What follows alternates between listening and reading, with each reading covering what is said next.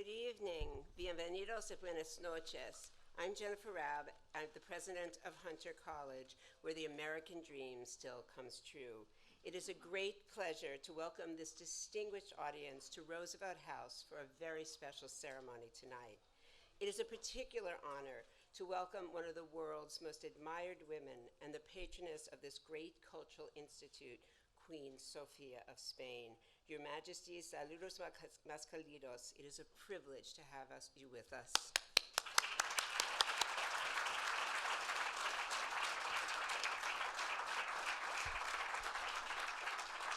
We at Hunter College are equally pleased to welcome to Roosevelt House Ambassador Cabañas, the members of the Queen Sofia Spanish Institute Outstanding Board of Directors, including my colleague Patrice Degnan, and the many distinguished friends and supporters of the Institute who are here, including the chairman of New York City's Public Library and Hunter alum, our friend Evan Chesler. I say welcome back because you have been at Roosevelt House, many of you, before, often, I should say, and most memorably to announce that Hunter was receiving one of your first grants for student scholarships, research, and travels. That gift, which we so appreciated, strengthened the ties we already have had with you because you were a long-time neighbor just around the corner on Park Avenue. We do miss you in the neighborhood, but we hope you will always think of Hunter College and Roosevelt House as your home away from home. Estás en su casa. Hunter, I am proud to say, was just the 9th college in the United States to admit women when it was established in 1870 by our visionary founder, Thomas Hunter, who was encouraged to leave his native Irish home because of his radical democratic views. Thomas Hunter established this public college not only as a place where women who were entering the teaching profession could get advanced academic training, but also as a school that was open to women of all races, all religions, and all nationalities, incredibly progressive in 1870. We've been living up to his vision ever since and count among our graduates a long line of renowned artists, authors, entrepreneurs, educators, and more. Among our many achievements, we are the only college in the world to have graduated 2 women winners of the Nobel Prize in Medicine. The house that we gather in tonight was the New York home of Franklin and Eleanor Roosevelt for 25 years before they moved into the White House. Given its proximity to Hunter, the Roosevelts developed a close relationship to the college and arranged for us to buy this home when they moved to Washington. Franklin and Eleanor Roosevelt are remembered for many historic achievements, one of the greatest of which was strengthening ties with Latin America. As president, FDR traveled extensively during the 1930s to both Latin America and South America, visiting Colombia, Panama, Argentina, Uruguay, and Mexico, among many other countries. In fact, during those early years of his presidency, FDR achieved what one historian called one of his greatest foreign policy successes through his good neighbor policy toward Latin America and countries of the Western Hemisphere. We at Hunter College are dedicated to carrying on Franklin and Eleanor's forward-looking and inclusive policies. We began as a women's college, but today we are co-ed with one of the most diverse student bodies of any college in the United States. Some 30% of our students are of Hispanic background, and many fill our classes in Spanish and in Latin American art history, which is one of the leading programs of its kind in the country. I am very pleased that some of those students are here this evening, and I hope you'll have a chance to speak with them later.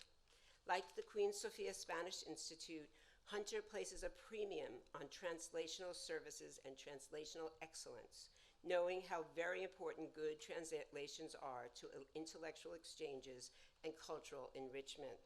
We have invested in a certificate program in translation and interpretation, a program that attracts native and fluent Spanish speakers with strong English skills, many who have grown up abroad and remain closely affiliated with language-specific communities in their work and personal lives. Our current students in the program come from Argentina, Colombia, Ecuador, Guatemala, Mexico, Spain, Thailand, Germany, China, and the US. Once again, we are very pleased to welcome some of those students here tonight, including Raquel Delgado, who was born in Spain and was inspired to pursue a career in professional translation because of her work in refugee camps. and Carlos Hernandez, who grew up in the Bronx and worked many years in United Nations-related migration projects, which took him to Latin America and Asia. A certificate in translation will offer him deeper and richer employment options in the future. And of course, we at Hunter treasure our relationship with the Queen Sofia Spanish Institute. We are especially pleased to join you in this presentation ceremony tonight for such a monumental achievement, the Biographical Dictionary of Spain's Royal Academy History. This extraordinary work of scholarship will help ensure that Spain's reputation as one of the great nations of the world will endure para siempre. All of us at Hunter College welcome this opportunity to help advance the Queen Sofia's Institute's great cause of promoting the Spanish language and the culture of Spain and the Americas. And so, in that spirit of cooperation and collaboration, we should offer one more round of applause for someone who has done so much for this vision, the Institute's wonderful patroness, Su Majestad la Reina Sofia.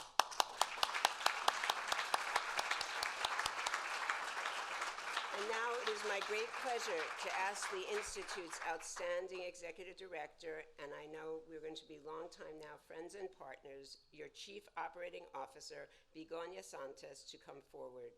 Begoña is a woman of multiple talents who has made her mark as a financial leader, educator, businesswoman, and teacher of Spanish language and culture. We are so delighted to have you here with us, Begoña, and we look forward to a very long partnership with you and the Institute. Thank you and welcome.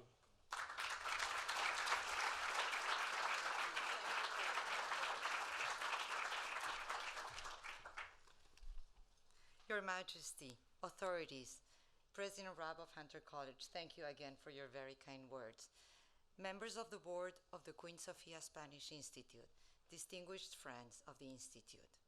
Santa Fe, Sangre de Cristo, Sacramento, Pueblo, Colorado, Nevada, Sonrisa del Cielo. Yes, there is a place with that delightful name in New Mexico. I have been there. Rio Grande, Sierra Madre, o el pueblo de Nuestra Señora la Reina de Los Ángeles. Most of you are thinking I am speaking Spanish when I pronounce these words, but I know that these Spanish nouns and adjectives conjure in all of you images of places, maybe even of moments in your personal lives here in our beloved United States. The history of America cannot be fully grasped or comprehended without the history of Spain, and the history of Spain cannot be studied or understood without the history of America. We are one history. Sor Juana Inés de la Cruz, the great erudite, poet, writer, composer, and rare book collector of the 17th century, is a crucial figure in Spanish, Mexican, and American history. Juan Bautista de Anza, explorer, military man, and governor of New Mexico, was born Spanish and died Spanish in territory that is now the United States. None of them ever set foot in the peninsula.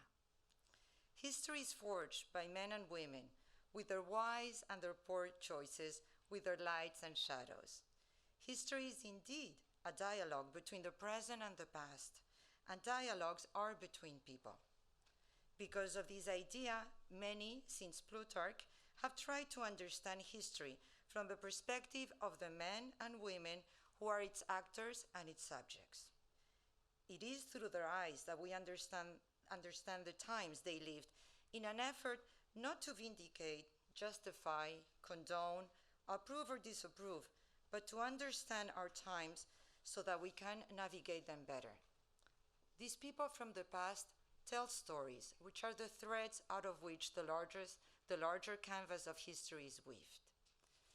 It is for all these reasons that the Queen Sofia Spanish Institute is honored to present, for the first time in the Americas, the electronic edition of the Royal Academy of History's great work, the Biographical Dictionary. A giant endeavor, this electronic edition is unique among its peers in the size and timeliness of its content, making the Royal Academy of History a world leader in national biographical dictionaries. The Institute would like to warmly thank Her Majesty Queen Sofia for her constant support to the Institute's mission and its activities, and for your presence here tonight. It is a joy to have you with us, Your Majesty. We would also like to recognize Mr. Guzman Palacios, Director of Cultural and Scientific Relations at the Spanish Agency for International Cooperation and Development, for the agency's generous support of today's event, as well as Mrs. Jennifer Rabb, President of our partner institution, for sharing Roosevelt House with us tonight. Thank you for your attention and welcome to the presentation. It is now my immense privilege to introduce the Director of the Royal Academy of History of Spain, Mrs. Carmen Iglesias.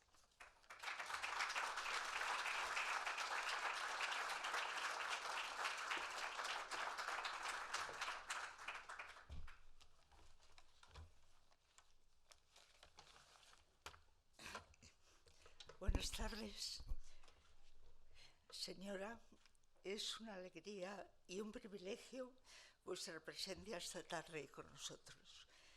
Nuestro agradecimiento de todo corazón. Es un gran honor estar en esta institución que lleva vuestro nombre. Gracias siempre. Embajador de España en Washington, embajador de España en Canadá, presidente y consejo directivo del Queen Sofia, presidenta de Hunter College, directora ejecutiva del Queen Sofia, señoras y señores, queridos amigos. Muchas gracias a todos por estar hoy con nosotros y gracias especialmente, querida directora, querida Begoña, por la acogida en la hispánica institución, que es para nosotros un referente de excelencia y prestigio internacional. Muchas gracias.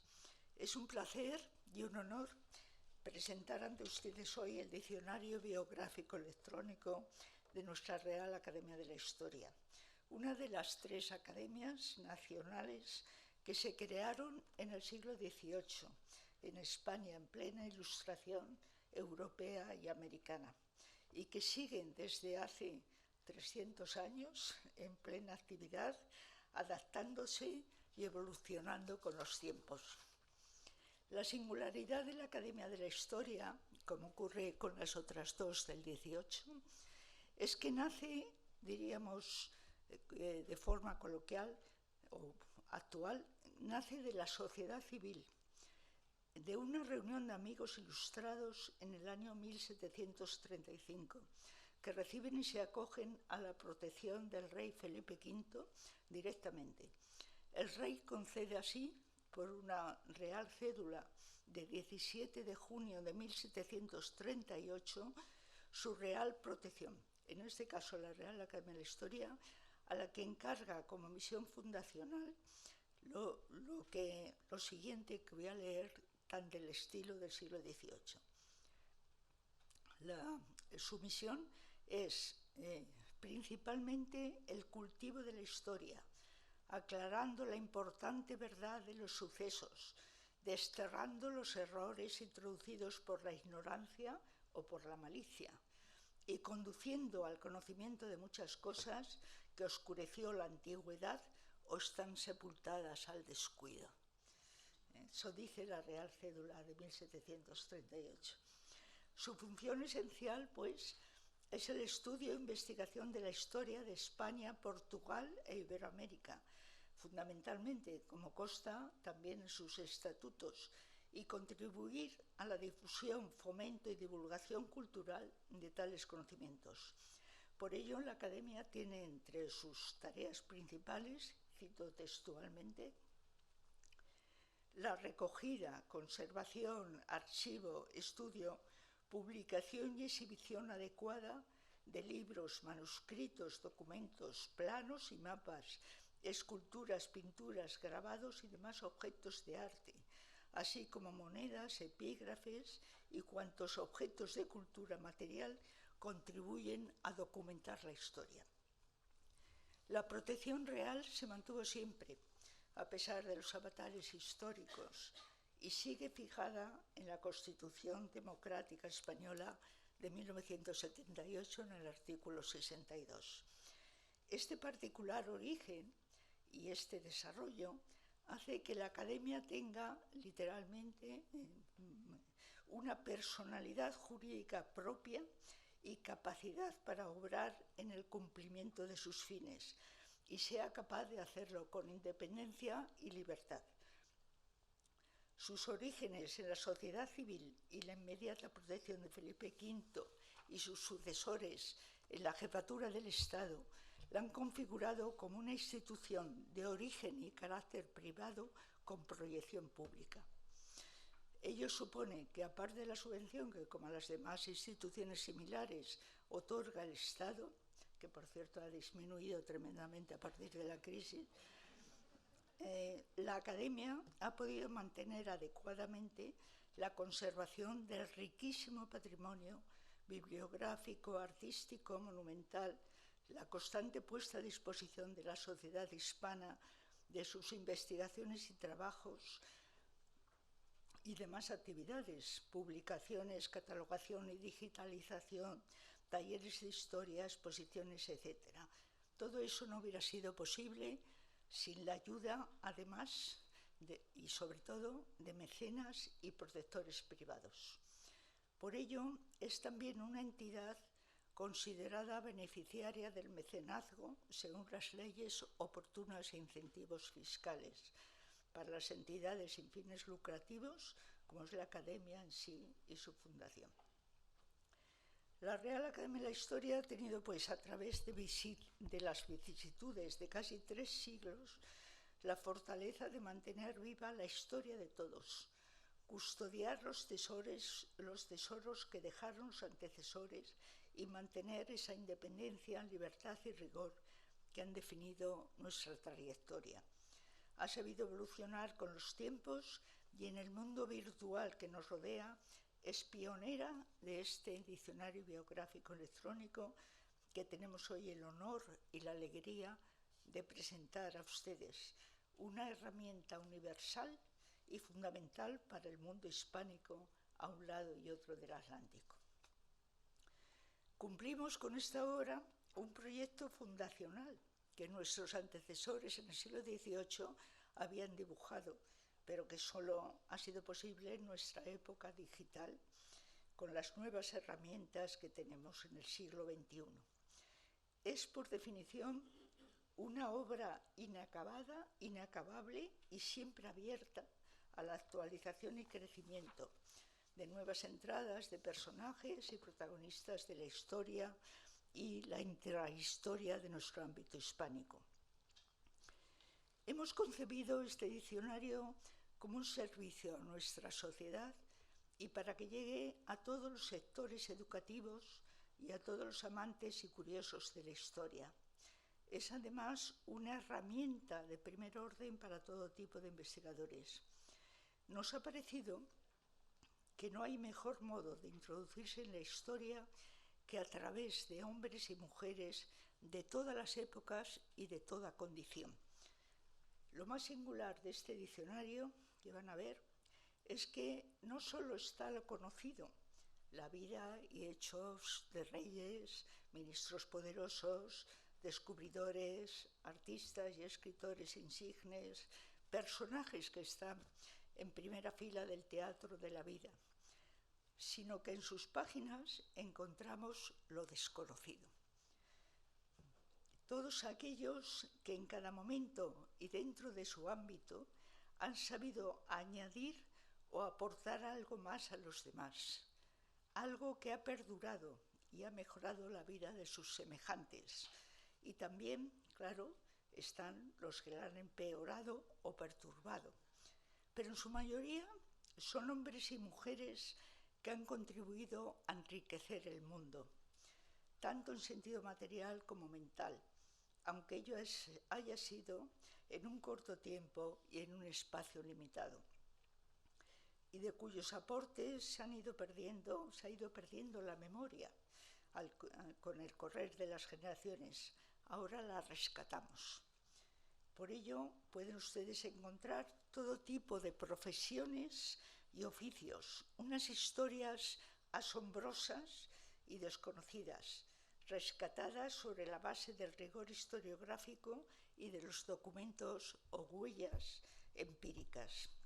En realidad, es ese mundo 3 que el gran filósofo Karl Popper definió como lo que los seres humanos literalmente han hecho y pensado y objetivado en obras materiales, escritura, arte, arqueología, algo que podemos conocer en alguna medida empíricamente.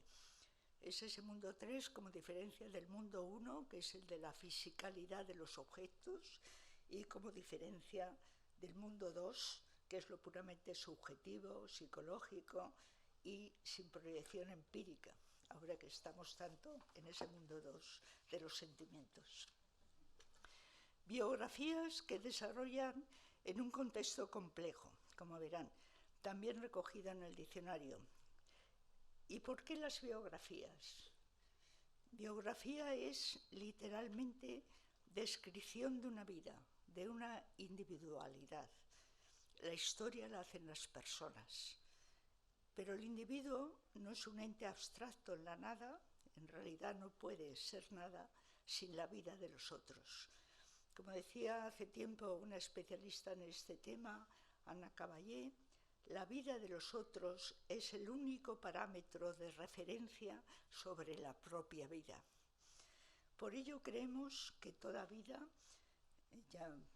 esto no es de Caballé, es nuestro, creemos que toda vida es necesariamente también crónica e historificación del entorno en que el biografiado se desenvolvió. De ahí la importancia, que verán, que posee el diccionario en estos enlaces de cada personaje con los similares de su entorno, no solo presente, sino pasado y futuro. Pero además la vida de los humanos, como sabemos, es opaca y difícil.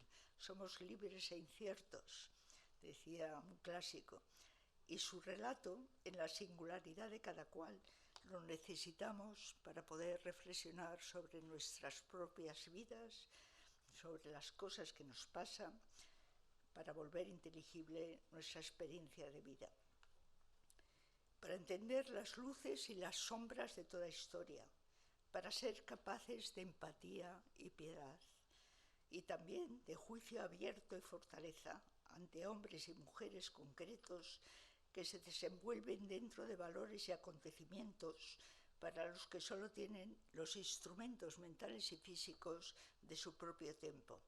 A veces ni mejor ni peor que los nuestros, pero diferentes. Cuando uno lee las biografías de personas concretas, de por ejemplo la primera globalización, los siglos XVI y XVII fundamentalmente, de hombres y mujeres, esos personajes, verán, son increíbles, casi increíbles, en búsqueda de riqueza y de fama, gentes de brújula y espada, nos gusta llamarles los historiadores, vidas apasionantes. Cuando se sumerge uno en ese dédalo de vidas entrecruzadas, entiende que no se pueden adjudicar sustantivos abstractos, definiciones generales, lapidarias y simplistas, cuando no estereotipos, a los periodos y avatares de la historia. O, como aprendí de algunos maestros de nuestros clásicos, la sabiduría, la comprensión está en los matices, en los detalles. Esta es una función social de la biografía, crear un observatorio humanista. Un tema que nos ha ocupado especialmente y que estamos seguros y vemos día a día que va en aumento exponencial es el de las mujeres. En este momento el diccionario contiene uno de los mayores porcentajes de mujeres biografiadas con rigor historiográfico comprobable. En muchas entrevistas que he tenido en la vida solía repetir algo de lo que estaba convencida. El siglo XXI será de las mujeres. He tenido el privilegio de vivir en momentos cruciales y comprobar la transformación profunda, ya desde el último tercio del siglo XX, que supuso el cambio de percepción de sí mismas de las propias mujeres. Esto era una verdadera revolución interior de mucha profundidad, y así ha sido. Doña Emilia Pardo Bazán hubiera sido feliz como precursora de esa transformación, no solo del exterior, que es necesaria, claro, pero sino desde el motor interno de la autopercepción de sí mismas. No podemos, ni conviene, ni es posible intentar cambiar la historia, pero sí trabajar en un presente y un futuro distintos, todos juntos, hombres y mujeres. Por lo demás, no quiero cansarles con cifras que van a ver ahora en este acto sobre los contenidos del diccionario, aunque algo tengo que anticipar. Presentamos alrededor de 50.000 personajes, todos fallecidos, por supuesto.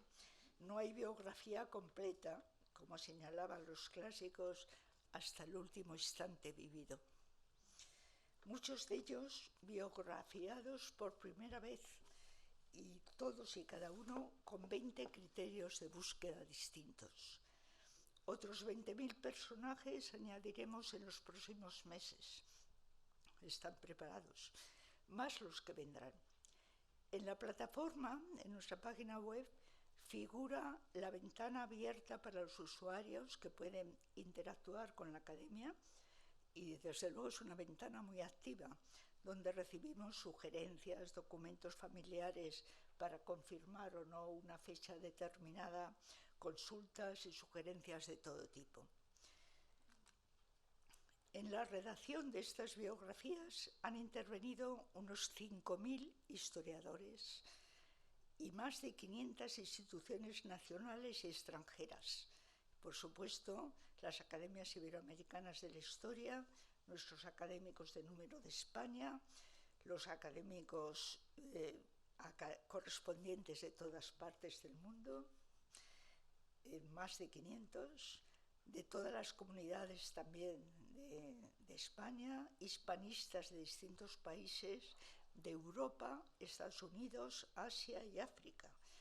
También fundaciones e instituciones de todo tipo, privadas y públicas, que guardan archivos importantes.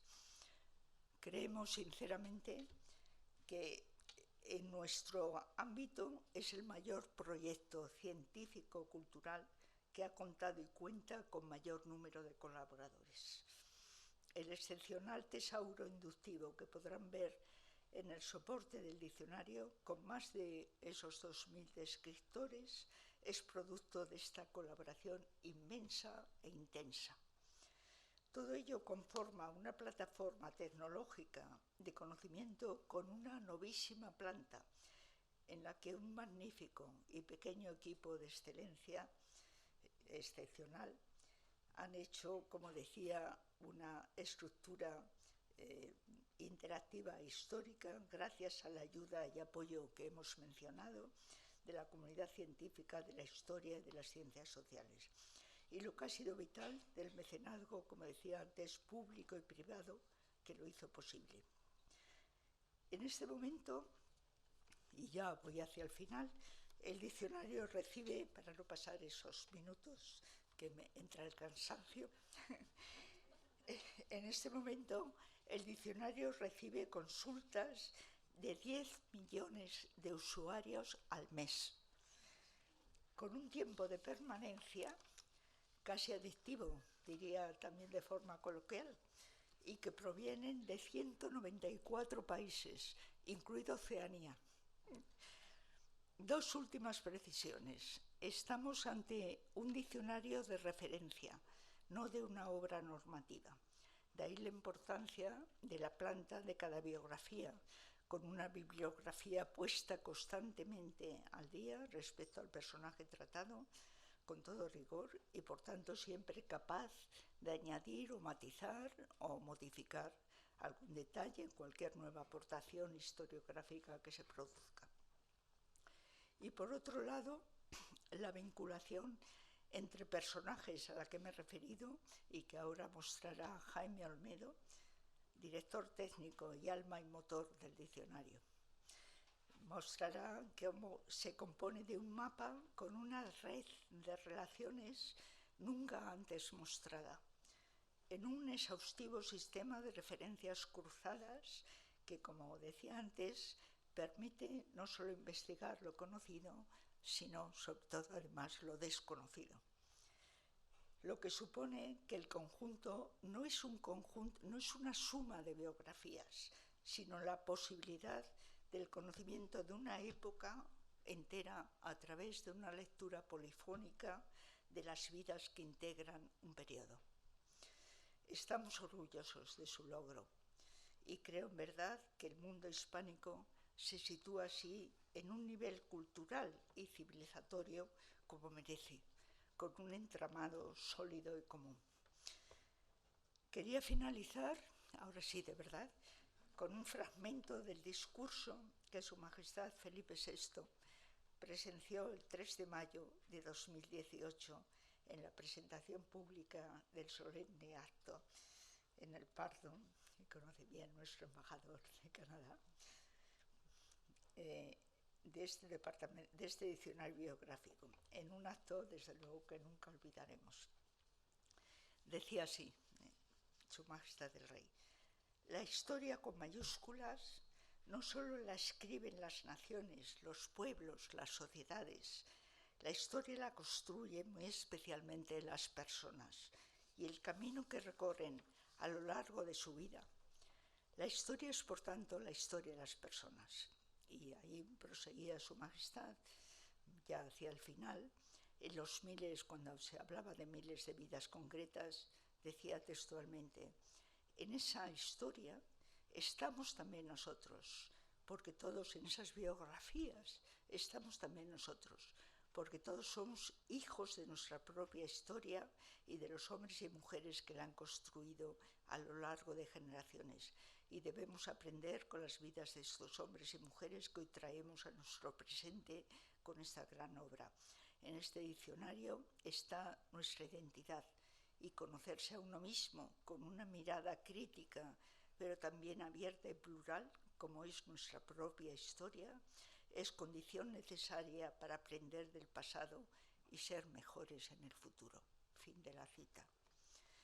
Creemos que estas palabras sobre la importancia de la historia, en la que se unen el presente, pasado y futuro, pronunciadas por Su Majestad, son buen colofón para esta gran presentación de hoy en este acto especial en la capital del mundo, como es Nueva York.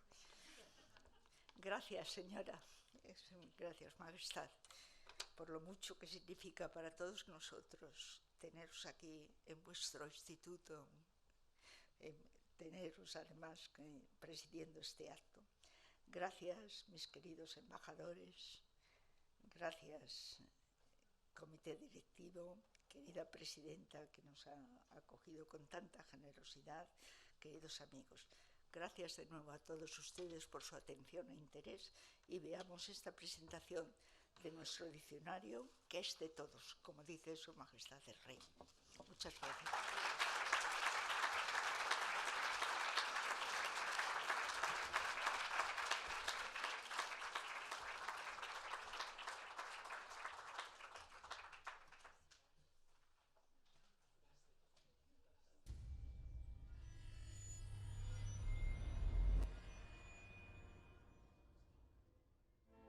Más de 45.000 personajes de la historia de España.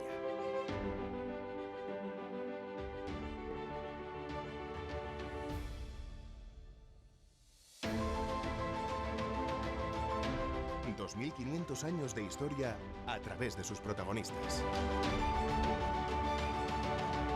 Todos los territorios que formaron parte de la administración española.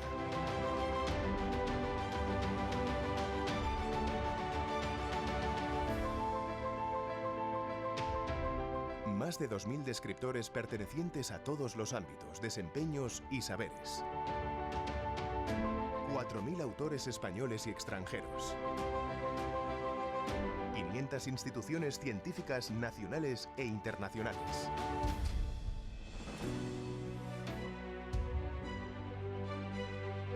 El mayor entorno digital de contenidos sobre la historia de España. Los personajes de la historia de España a un solo clic. Todos estos contenidos están accesibles mediante potentes buscadores que permiten tanto la localización alfabética de personajes individuales como la identificación de grupos de personajes en función de numerosos y diversos criterios de búsqueda combinables entre sí. Vinculación entre personajes mediante referencias directas e indirectas que establecen entre ellos una red de relaciones nunca antes mostrada.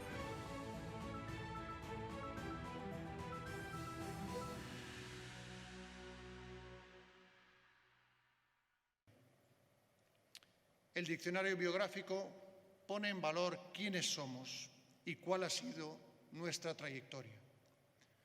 Como escribió Cervantes, la historia es émula del tiempo, depósito de las acciones, testigo de lo pasado, ejemplo y aviso de lo presente, advertencia de lo porvenir. Por eso, conocer nuestro pasado a través de la vida de los que nos precedieron es conocer nuestro recorrido, nuestra esencia, nuestro núcleo y nuestro fundamento. La historia con mayúsculas no solo la escriben las naciones, los pueblos, las sociedades. La historia la construyen muy especialmente las personas y el camino que recorren a lo largo de sus vidas. La identidad de cualquier nación, de cualquier pueblo o sociedad se forja en realidad a través de la historia a la que han ido dando forma con sus vivencias y sus aportaciones cada uno de los hombres y las mujeres que la conforman. La historia es, por tanto, la historia de las personas. Y desde esta visión de la historia podemos entender quiénes somos, cuáles son nuestros orígenes y nuestros antecedentes, y qué y quiénes han afianzado nuestras raíces y nuestro sentir como pueblo, como sociedad y también como ciudadanos. Cómo a partir de nuestra diversidad hemos forjado una identidad común como nación y como cultura. ¿Qué nos identifica y qué nos une?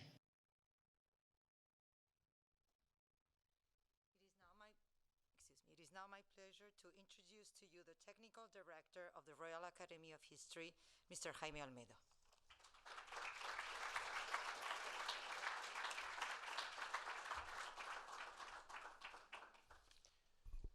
Your Majesty, Ambassadors, Board of Directors of the Queen Sofia Spanish Institute, President Rapp, ladies and gentlemen, dear friends, we are very grateful to the Queen Sofia Spanish Institute, and especially so to its Executive Director, Begoña Santos, for bringing this presentation to fruition.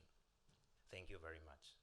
And many thanks to you all for joining us here today. It's a great honor for me to show you some of the capabilities of the Biographical Dictionary of Hispanic History that allows online access to biographical information corresponding to over 50,000 relevant figures of Hispanic history, many of them biographed for the first time. I'm delighted to tell you about these electronic editions, first presented in Madrid in the presence of Their Majesties the King and the Queen of Spain, and today is the first time this cultural project is presented in the Americas. This dictionary is organized around three scopes. The chronological scope from 7th century until today, the geographical scope. This dictionary includes all the territories that, along with the Iberian Peninsula, were part of the Spanish administrations, either overseas, the American Viceroyalty, North America, Cuba, Puerto Rico, Filipinas, or Transpyrenean, the Netherlands, and other parts in Europe. And the third one, the professional scope. All vocations and fields of works are represented, and the figures included are not only related to the political world or public administration. Instead, figures come from fields like the fine arts, economy, law, the military, religions, science, sports, theater, and so on. For the first time, a significant amount of historical information has been assembled, a feat which has never been achieved before. What's more, the entirety of its contents, integrated by 60,000 pages of text, is entirely accessible for free on the internet. In the dictionary, we can find two search engines. On the one hand, the simple search engine locates each figure using any part of their first name, last name, nickname, or title of nobility. And with these browsers, we can find information about what we know. For example, if we search, for instance, Galvez, we can find historical figure with Galvez in their names. Here we have 42 entries, and one for instance, for example, Bernardo de Galvez. And the example of Bernardo de Galvez shows us the structure of any biography in this biographical dictionary. First of all, the headline, with the basic biographical information about the person. After that, the body of the biography, with the historical data arranged chronologically. Then, the production of these figures, whether they had any major works in the fine arts, architecture, literature, or music, for example. And finally, the bibliography about this person. It's not a cumulative bibliography, but rather one selected by the author, meaning the historian who has written the text. But the dictionary is not only this. At the end of each biography, we can find these windows. These windows displays an integrated navigation feature through a bilateral system of references. And here we can find the whole network of connections for each figure. On the right-hand side, there are the links to those historical figures who are mentioned in the biography itself. And on the left-hand side, and this is completely new in hypertextual navigation, there are the links to those biographies in which this particular figure is cited, is mentioned. And here, for example, we can see the connections with other figures like Gardoqui, Diego María de Gardoqui, or, for example, Luis de Unzaga y Amézaga, governor of Louisiana. These links also allows us to show the importance of historical figures through their impact in other biographies. And this is especially interesting in the fine arts. Here, for example, we can search the biography of our Nobel Prize, Juan Ramón Jiménez, laureate in literature, professor at the University of Maryland, and died in Puerto Rico. Juan Ramón Jiménez married here in New York with Zenobia Camprubí in 1916 in the Catholic Church St. Stephen, and after that they traveled through several cities like Boston, Philadelphia, Baltimore, and Washington DC, and New York again. And with this experience in New York, Juan Ramón Jiménez wrote his book Diario de un poeta recién casado, Diary of a newly married poet, perhaps the most important poetry book in Spain in 20th century because it's the first book written in free verse poetry. Well, Juan Ramón Jiménez, when he was a teenager, he wanted to be a painter more than a writer, and he took lessons in Sevilla with a modest painter called Salvador Clemente, in whose biography this fact is not mentioned. But thanks to this linked system, when a user opens the biography of this modest painter, there is a link that indicates this figure is mentioned in the biography of a Nobel Prize. And so these two, the teacher and the pupil, are reconnected again, once again, more than 1 century later. These links also allows us to show the importance of a figure through the impact in other biographies. And this is especially interesting in the fine arts. For example, a painter like El Greco has a very few links with figures of his time, but the number of biographies where El Greco is mentioned is very, very high, with names of Spanish artists like, for example, Dalí, Salvador Dalí,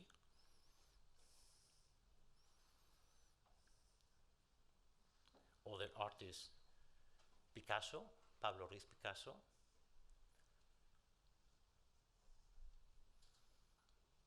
and, for example, Zuloaga and many, many others that consider El Greco as a reference, as a guide. As we can see, with this visual map, with this collection of relationships among figures, this complements the knowledge with data, with historical data from other biographies. Furthermore, the users can find an additional level of contextualization. In the windows, similar figure, which display more entries of people who in the same period, with a margin of 50 years, shared one of the following features. For example, the same profession, the same birthplace, of the same place of death. So, through this, all the figures in this dictionary appear interconnected. We want to emphasize that with these linked biographies, the knowledge about a historical figure or of a time period is not only found by the isolated reading of one single text, of one single biography, but also by their connections to others. Furthermore, with advanced search, we can do multiple combinations of all these fields for more specific searches in order to access to more accurate historical data. And with this process, we can find information about what we don't know. With these standardized descriptors, users can search by, for example, any part of the name, place of birth, place of death, date of birth, gender, the identity, the cultural and religious identity, and moreover, this advanced search can locate a specific word throughout all the pages of this dictionary. Each field permits several possibilities with including or excluding criteria. For example, if we want to know the number of biographies where New York City is mentioned, we can use the third search engine, and for this particular case, recover 1,055 figures.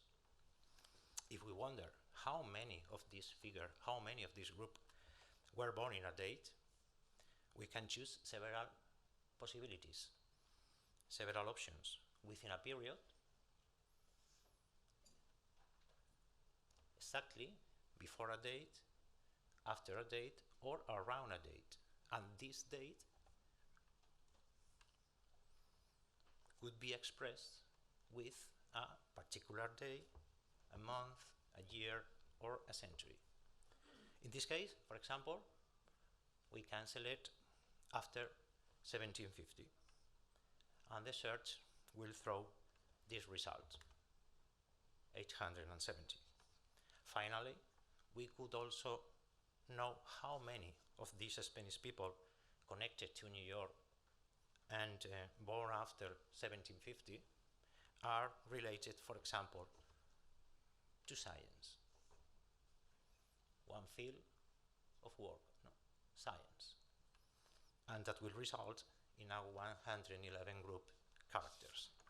And here we can find historical figures like Heraclio Alfaro, a pioneer in aviation who built the first helicopter in the USA, the astronomer Joaquin Ferrer Cafranga, who from New York, calculated the geographical position of many places in North America, or Navarro Erzag, who constructed the first elevated urban train in the world on New York City 6th Avenue, or this first skyscraper apartment houses. And finally, Leonardo Torres Quevedo, who designed the Niagara Spanish Aerocar.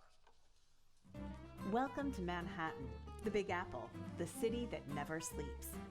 I hear you're looking to learn more about the Spanish influence of New York City. We don't have much time, So come and join me to see the imprint that the Spanish have made on the most iconic parts of New York. I'll begin this tour here at my apartment in the Navarro apartment houses. Did you know that these buildings were built by the Spanish engineer and businessman José Francisco Navarro Afac? He was also in charge of building the world's first elevated train around the corner on 6th Avenue. It seems to me that Spaniards really like heights. And if you don't believe me, just ask Heraclio Alfaro. Who's he? Well, no other than an aeronautical engineer and aviation pioneer who built the first helicopters in the USA. Look, there's one now. You know, I was also reading in the newspaper today that we can now cross Niagara Falls in the new Spanish Aero car designed by Leonardo Torres Quevedo. These Spaniards really are the bee's knees. And by the way, in Grand Central Station, be sure to take a look at the magnificent vaulted tile ceilings designed by Rafael Guastavino. He also designed the ones at Ellis Island. The New York Times even called him the architect of New York. Oh, I almost forgot. Tonight, I have tickets to see Marcelino Orbez. People have been telling me he's considered the best clown in the world, so I just had to see him perform. His shows were already a roaring success in London, and he finally came to New York. He's not the only Spanish performer who took New York by storm. I could never forget La Carmencita, who captivated all audiences across the city. I have to go to the show now, but I hope you learned a little bit about how Spaniards have shaped New York. Toodaloo!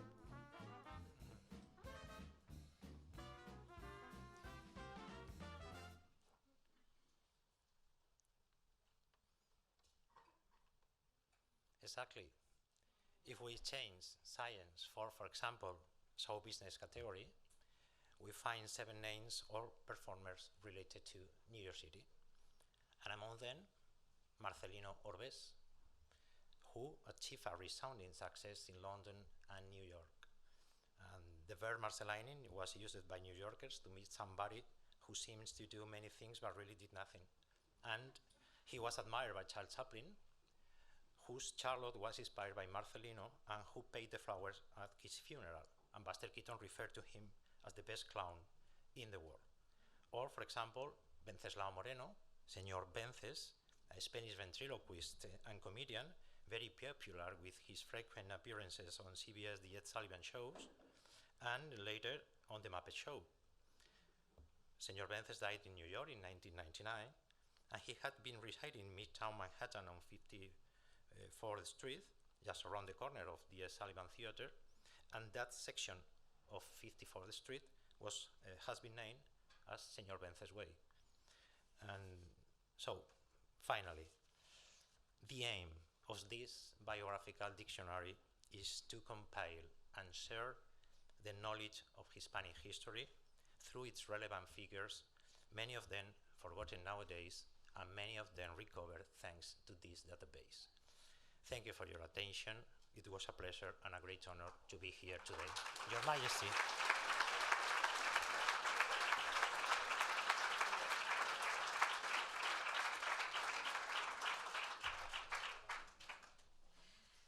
And it is now an honor to introduce to you Professor Richard Kagan of Johns Hopkins University and a member of the board of the Queen Sofia Spanish Institute.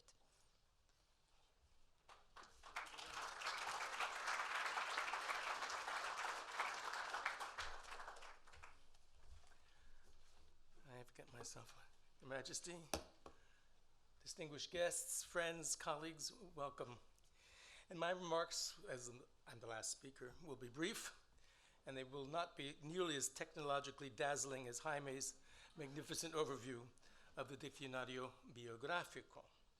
But as a historian, this dictionary, initially in print and now in digital format, has been essential for my research for almost 2 decades. And I'm pleased to see that remains a work in progress and getting better as new entries are added on a regular basis. Neither France nor Italy has anything quite comparable. Their dictionaries of national biography are not online. Equally importantly, the Diccionario, as it's been mentioned, is open access, a feature that Britain's DNB sadly lacks. In this respect, Spain is a leader, and for this I'm especially grateful to the Royal Academy of History, its distinguished members, and especially its director, who's with us this evening, Carmen Iglesias. Thank you so much, Carmen. And thank you, all of your colleagues at the RAH, my colleagues as well, for all you've done to craft this marvelous instrument of reference, knowledge, and research. Now, in the time remaining, I'd like to share with you just a few cameo or snapshot portraits of some of the individuals whose lives and achievements are included in the Diccionario. But I've limited this selection to Spaniards who figured in the history of this great city of New York. And I begin with Diego Maria de Gardoqui. He was heir to Bilbao's Gardoqui and Sons, an important trading company in Bilbao, capital of Spain's Basque Country.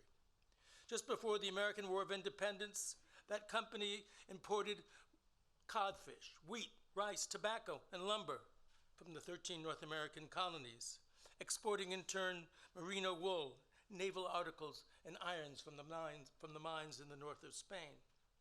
In the first years of the American War of Independence, Gardoqui helped keep the Continental Army supplied and armed, initially secretly with muskets, bayonets, pistols, and then following Gardoqui's meeting with Arthur Lee, America's first envoy to Spain in 1777, the Gardoqui and Sons did that somewhat more openly, with Gardoqui serving as intermediary, medicines, munitions, tents, blankets, buttons, shoes, socks, blue woolen cloths, and white fabrics to make the uniforms for George Washington's Continental Army all came from Spain, along with anchors, ropes, sails, and more. During the winter of 1779-1780, when John Adams crossed northern Spain en route to Paris, he called on Gardoqui in Bilbao, and the two became friends. And owing partly to that connection, when in 1784, King Charles III decided to send his first official plenipotentiary minister to the newly independent United States, who to choose? Gardoqui. He arrived in New York, then temporary or interim capital of the new country, in 1786, residing at number 1 Broadway in a house known for its lavish parties and free-flowing Spanish wines. John Adams loved those. And from that base, Gardoqui practiced what we called gift diplomacy, something that diplomats don't do anymore, hoping to persuade President-elect Washington and other members of the new federal government to accede to Spanish demands on trade with Cuba and its other American territories, as well as to dampen U.S. demands for unfettered access to the Mississippi River and to the port of New Orleans. And to curry Washington's favor, and it never quite worked, Gardoqui presented the future president with various gifts. A she-ass, a female donkey, politely referred to as a royal gift, a bolt of rare vicuña cloth from South America, and a copy of Thomas Smollett's translation of Cervantes' Don Quixote, a book that Washington had previously expressed interest in reading. In the meantime, gifts to other members of the Continental Congress included Cuban cigars, an Arabian stallion that went to John Jay, then the Secretary for Foreign Affairs. And in New York, his lavish parties aside, Gardoqui is perhaps best remembered for helping to arrange for a gift from King Charles III that helped finance the start of the city's first Catholic church, St. Peter's, in 1785. And here you have it again in a drawing from the late 18th, early 19th century, and its modern form was done in Greek Revival style during the 1830s. Gardoqui returned to Bilbao in 1789. He subsequently served in a number of other diplomatic posts prior to his death in Torino and Italy in 1798. And to commemorate his service, the Spanish government gifted to the United States in 1976 a commemorative statue, which it stands in Philadelphia, just a few blocks from where I live, opposite the Roman Catholic Church. Now, from politics and diplomacy, I want to return to the world of entertainment. We've seen her just before. Born in Almeria, southeastern Spain in 1868, La Carmencita, as this flamenco dancer was known, was 21 when she first performed at the Exposition Universelle in Paris. Subsequently invited to perform in New York, she debuted here during the summer of 1889, then left on a tour to the various cities in the West, only returned early the following year, performing regularly at a somewhat disreputable concert hall downtown, where she was now billed as the Pearl of Seville. She never had much to do with Seville. Other sellout performances at Madison Square Garden soon followed, and reporters described her as a writhing serpent. There was also late-night private performances for members of the city's social elite, including one at the studio of the artist J. Carroll Beckworth that was attended and paid for by the famed Boston art collector Isabella Stewart Gardner. John Singer Sargent was also in attendance, and you can see him there at the lower right of this wonderful drawing. And that, his attendance there, he fell in love with Carmencita, and that led to this rather stiff but still glamorous portrait of Carmencita, which went on sale in London the following fall. A month after that party, Carmencita performed at another high society party sponsored by another New York artist, William Merritt Chase, at his famous 10th century studio, April 24th, 1890. His portrait, completed well before Sargent's, you see her on the right, captured her motion in full. And by then, Carmencita had become the toast of New York, partly because she invented a persona for herself, telling the press that she had been captured as a girl by a band of brigands, kind of Carmen idea, gypsies, presumably, who had taught her how to dance. False, parents did. That she was illiterate. She could read. But that story was meant to enhance the notion that her energetic dancing came from her savage, untamed naturalness, as opposed to pure artifice. And then, very quickly, Carmencita morphed into an influencer in today's language, a fashion pace setter, as evident in these photos. And then she soon became, a brand. You have to smoke like Carmencita, you have to dress like Carmencita, and you have to play music like Carmencita. And she was so famous that in 1894, Thomas Alva Edison invited her to his studio just across the river here in New Jersey and made the first motion picture ever made. And we'll see it. It's very short. Like a serpent, a writhing serpent. No sound, sorry. It's quite remarkable. She could dance.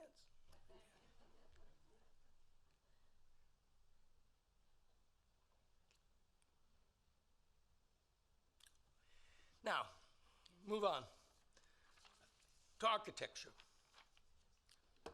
Rafael Gustavino came to New York City from Valencia with his youngest son, the 9-year-old Rafael III. In Spain, Rafael Sr. had been an accomplished architect practicing in and around Barcelona. In New York, his first New York commissions entailed designs for the Progress Club, which is a Jewish social club, then the Aryan Club, which was a German social club, all of which entailed vaulting of a kind long used in Catalonia, and which incorporated the use of special terracotta ties that became Gustavino's trademark. And in 1885, here in New York, he patented what he called the tile arch system, used for constructing robust, self-supporting arches and architectural vaults through the use of interlocking tiles and layers of mortar, and all of that put together had the advantage of being fireproof. and other more important commissions soon followed, notably Boston's Public Library, which is one of his great masterpieces, which he did together with McKim, Mead & White, famous New York architectural firm, in 1889, which is the same year, that Gustavino established his own company here in New York. Gustavino's vaults soon found their way into the Congregational Church in Providence, Rhode Island, the Vanderbilts' Biltmore Estate in North Carolina, and here I show you the modest pool house. The Bridge Market and the Oyster Bar. I don't know if any of you who are from out of town have not been to the Oyster Bar. Go for the oysters, but also look up. They're both good.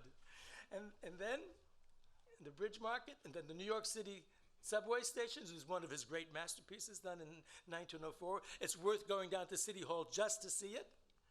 Or St. John the Divine up by Columbia University. I used to go there when I was an undergraduate in New York. Or once again, to boast a little bit about Philadelphia, the Church of St. Francis de Sales, which was is done by his son, not by Raphael Sr. And there are many, many more. But before I leave you, and to add a little academic dimension to the presidents of notable Spaniards here in New York, allow me to introduce Federico de Onís, who was a student of the famed Spanish philosopher Miguel de Unamuno. But Onís was less interested in philosophy than in literature. And Onís was teaching at the University of Oviedo in northern Spain when Columbia University, hoping to capitalize on the rapidly growing interest in the study of Spanish literature and language in the United States that happened during the course of the World War I. And here the list of matriculations at Columbia of students studying Spaniards. It's hard to see these numbers, but promise me, it's going up. In order to capitalize on that, the University of Columbia University, Nicholas Murray Butler was the president, created a professorship in Spanish literature and offered the position to the young Spaniard. Once in New York, he arrived in 1918. Onís met with enormous favorable success among students and colleagues alike, so much so that in 1921, the university, partly at his initiative, created the Instituto de las Españas, an institution expressly designed to promote knowledge of and interest in Spanish culture and literature in New York and beyond that, to establish various programs, student exchanges, and the like. And Onís played a key role in the history of not only of the Romance Languages Department, which then all male. It wouldn't look that way today, as Carmen said. We're in the century of women. Those characters look rather serious, and they were. He was instrumental in getting an independent building for what's called the Casa de las Españas, and there it was inaugurated a few years later with Nicholas Murray Butler, who was the president of Columbia, Ambassador Cardenas, and Luis de Onís himself. And in the course of the 1920s and into the 30s, he promoted various celebrations and concursos and events to celebrate various aspects of Spanish and Spanish-American culture. He invited the famous, not so famous then, Chilean poet Gabriel Mistral to New York to teach. She actually taught at Barnard for a while and later went on to win a Nobel Prize. Whoops. He invited Federico Garcia Lorca, famous poet who wrote his famous book of poems, A Poet in New York, in 1929. And of course, there's Dali, once again looking rather menacing and evil in his own particular way. And in his own right, Onís remained an active scholar, owing in part to his long-standing interest in the literature and cultures of both Spain and Spanish America. He actually left Colombia, went to Puerto Rico, taught at the University of Puerto Rico in San Juan, which is where he died. I'm out of time, I'm afraid. If I had more, I would have been delighted to introduce other Spaniards, actors, artists, diplomats, scientists, scholars, musicians, men and women of business who spent time in the United States and whose lives are recounted in the Diccionario. At the same time, I would be remiss not to mention the lives of thousands of ordinary Spaniards, the mine workers in West Virginia, the Bass sheep herders in Utah, the cigar makers in Tampa, the waiters at Spanish-themed restaurants in Little Spain on 14th Street, all of whom, as immigrants, did so much in their own way to contribute to the history of the United States. Today, these Spaniards, men and women, are mostly anonymous. But one day in the future, I can imagine that the Diccionario, in some expanded version, will recount their lives and their achievements as well. Thank you very much.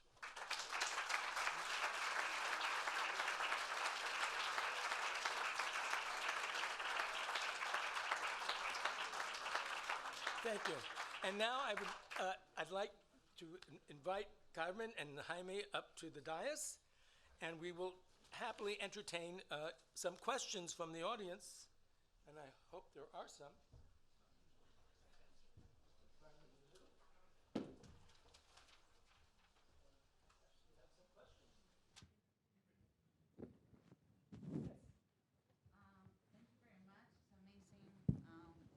Congratulations for this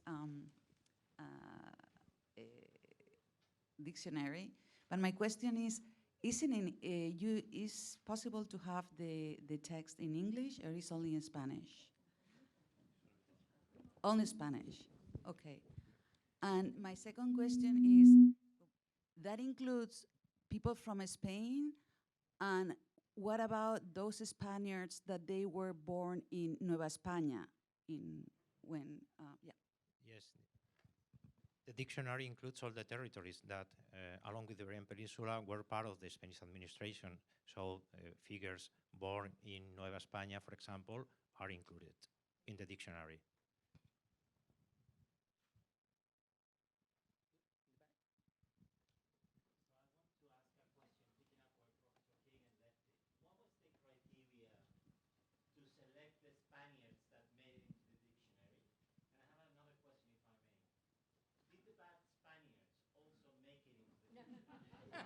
Bad Spaniards? ¿Cuáles fueron los? was a terrible pirate, a terrible man, an early 19th century pirate. Did he make it into the dictionary? Él quiere saber si, cuáles fueron los criterios que la Academia se ha utilizado para incluir gente en el diccionario. Y la segunda pregunta, si hay en el diccionario gente verdaderamente malevolentos, como piratas y cosas Ahí los hay. Y gente de carácter. Bueno, mi inglés es malo, puedo leerlo, pero no para hablarlo. Así que les contesto en español. Son bilingües casi todos ustedes. A la primera pregunta, ¿cómo entran en el diccionario? Tenemos un consejo especial, un pequeño grupo de académicos y con Jaime, con el grupo del diccionario. Entonces nos vienen muchas peticiones. Primero las examinamos en el consejo y si vemos que efectivamente hay una base suficiente como para ser incluido en el diccionario por lo que ya nos dicen, llamamos a un especialista, un experto, un historiador, para que haga la investigación y haga el diccionario. Es decir, que pasa por varios filtros, pero en realidad en el momento tenemos muchos biografiados. Por ejemplo, en Galicia, recuerdo, pues alguien que creó una gran empresa que era muy pequeña y que, sin embargo, luego se acabó, pero dejó el germen ahí y ha continuado, y entonces le hemos metido en el diccionario con mucho gusto.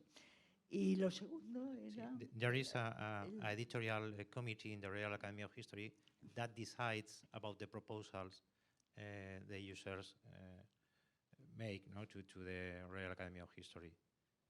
¿Y lo segundo qué era? Bueno, por supuesto, hay personajes, hay todo verdugos, regicidas, en fin, de todo tipo, ¿no? Asesinos, algunos, no muchos, pero algunos. O sea, hay de todo, efectivamente. Ya eso decíamos que también los que han hecho algo malo, muy señalado, desde luego figuran. Y, por supuesto, hemos hecho con mucho cuidado y con mucho interés y con mucha profundidad, figuran los principales asesinos etarras. Estamos siempre en conexión con víctimas del terrorismo, con todas las organizaciones. Yo tengo el honor de tener el premio Mario Orlandía, que fue muy amigo en su momento, y estamos muy pendientes de eso, con mucho cuidado. Alguna vez nos han pedido también respecto a otras víctimas, otro tipo de víctimas, y siempre que podamos documentar y que esté perfectamente claro, pues también los metemos a los presuntos asesinos, bueno, no a los presuntos, a los que ya están declarados asesinos. Es decir, que hay efectivamente de todo. Pero la mayoría, como decía antes, pues son hombres y mujeres que han hecho cosas positivas. Son más los positivos que los negativos, lo cual es un alivio.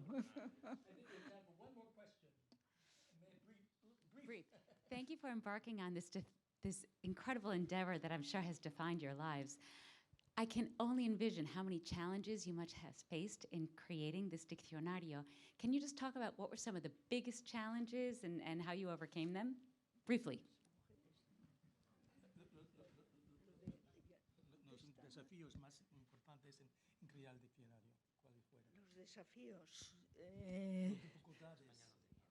Pues que no había nada parecido en España. Lo que hay en otros países, incluido Gran Bretaña, se queda bastante corto al lado de lo que hemos visto. Y entonces, bueno, hay que decir que hay un pequeño grupo dirigido por Jaime que ha sido absolutamente básico y que íbamos comentando con verdadero entusiasmo esta posibilidad. El mayor desafío que teníamos era, por un lado, encontrar dinero, es decir, encontrar mecenas para que nos ayudaran, por un lado. Y por otro, que una vez encontrado pues, un cierto mecenazgo, gracias a los amigos, algunos de aquí presentes, que nos apoyaban y que nos facilitaban las visitas a determinados personajes, una vez que hemos conseguido eso, aunque les parezca mentira, hemos tenido que pelear con las propias empresas tecnológicas porque decían que esto no se podía hacer. Y nosotros estábamos convencidos de que se podía hacer. Y entonces ha habido momentos, además, muy críticos, Alfredo lo sabe muy bien, en que nos paralizaban porque decían, no, eso no se puede hacer. ¿Cómo que no se puede hacer? Claro que se puede hacer. Entonces, eso ha sido una rémora que hemos tenido muchas veces. Lo hemos hecho a pesar, incluso, y aquí estamos. Muy bien, muchísimas gracias, Carmen, Jaime, a todos para venir. Oh, excuse me. Thank you all for coming. I think I will stand up and we can cerrar the act. Or you have, I think you have something to say.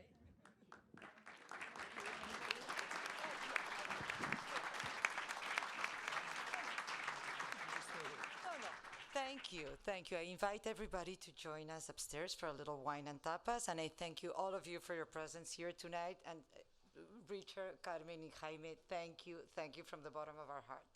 This was wonderful. Thank you.